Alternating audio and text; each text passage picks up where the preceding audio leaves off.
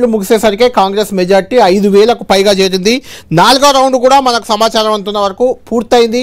4వ రౌండ్లో కూడా మరొక 4000 ఓట్ల మెజార్టీ కాంగ్రెస్కి వచ్చినట్లు తెలుస్తుంది. ఓవరాల్గా చూస్తే దాదాపు 9000 ఆధిక్యం.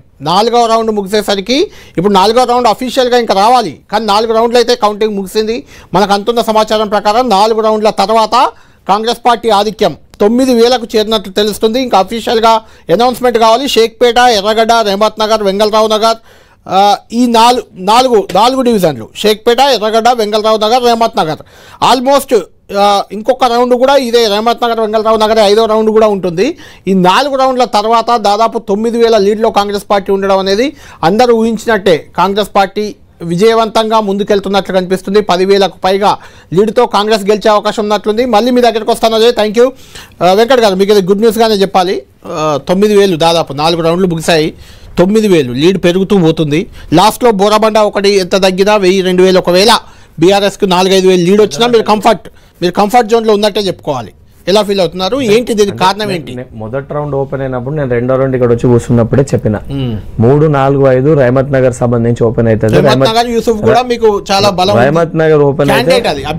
రెహమత్ నగర్ ఓపెన్ అయితే రెహమత్ నగర్లో లీడ్ అనేది చాలా ఎక్కువ పెరుగుతుంది. సుమారు అక్కడనే 5-6 లీడ్ వస్తుంది అని చెప్పి నేను ఆల్రెడీ చాలా క్లియర్గా ముందే చెప్పడం జరిగింది.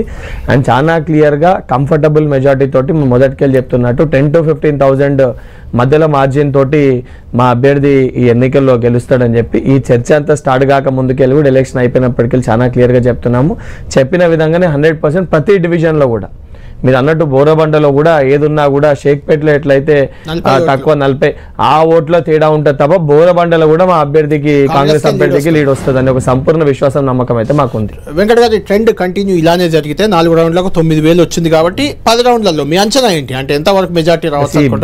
మేము అనుకుంటుంది మేము 10,000 to 15,000 మధ్యలో 10,000 to 15,000 మధ్యలో గెలుస్తాడని అనుకుంటున్నాం. 100% ఇఫ్ ప్లస్ ఆర్ మైనస్ ఉన్న ఆ మార్జిన్ మధ్యలోనే మా అభ్యర్థి నవీన్ యాదవ్ గారు గెలుస్తారు. అండ్ మొదటికెళ్ళి కూడా మేము చెప్పినట్టు ఎలక్షన్స్ని మేము మా 2 ఏళ్ల పరిపాలనకు రిఫరెండంగా తీసుకొని ఎన్నికల్లోకి వెళ్తున్నాం, సీరియస్గా తీసుకోనని చెప్పి 100% ప్రజలు మా పరిపాలన దృష్టిలో పెట్టుకొని మాకు ఓట్లేసి మా అభ్యర్థిని, మా ముఖ్యమంత్రి గారి పరిపాలన, మా ప్రభుత్వ పరిపాలన దృష్టిలో పెట్టుకొని మాకు ఓట్లేసి గెలిపించిన ఒక సంపూర్ణ నమ్మకం మాకు. ఈ సర్వేలది కూడా ఇప్పుడు మనం కొంచెం చర్చించాలి. ఎందుకంటే సర్వేలన్నీ జూబ్లీహిల్స్ మీద ఆల్మోస్ట్ ఇదే రకమైన ట్రెండ్ ఇచ్చాయి. 10 TV మేము చేసిన సర్వేలు కూడా కాంగ్రెస్ పార్టీ 46 నుంచి 48% ఓట్లు, బీఆర్ఎస్ 40 నుంచి 42% ఓట్లు. ట్రెండ్ చూస్తే అలానే ఉంది. అంటే 48 అంటే ఆల్మోస్ట్ ఒక 90-95,000 టోటల్ ఓట్స్ నేను చెప్పేది. కాంగ్రెస్కి ఒక 40% అంటే 80,000, 80,000 అరౌండ్ బీఆర్ఎస్కి వచ్చే అవకాశం కనిపిస్తుంది. 8 to 10,000 బీజేపీ మేము ఇచ్చింది. 10 TV ఇచ్చిన సర్వే మీకు చెప్తున్నాను. ఇదే రేంజ్లో దాదాపు ఆల్మోస్ట్ 10 TV ఏదైతే ఇచ్చిందో 46 నుంచి 48% కాంగ్రెస్ పార్టీకి, బీఆర్ఎస్ 40 నుంచి 42%, బీజేపీ 8 నుంచి 10% అని క్లియర్గా 10 TV సర్వేలో తేలింది.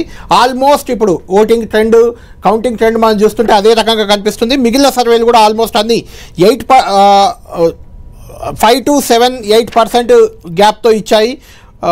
అన్ని కూడా అంతే. ఒక NFO ఒకటి మాత్రం 44% బీఆర్ఎస్కి ఇచ్చింది, 39% కాంగ్రెస్కి ఇచ్చింది. అంటే 5% లీడ్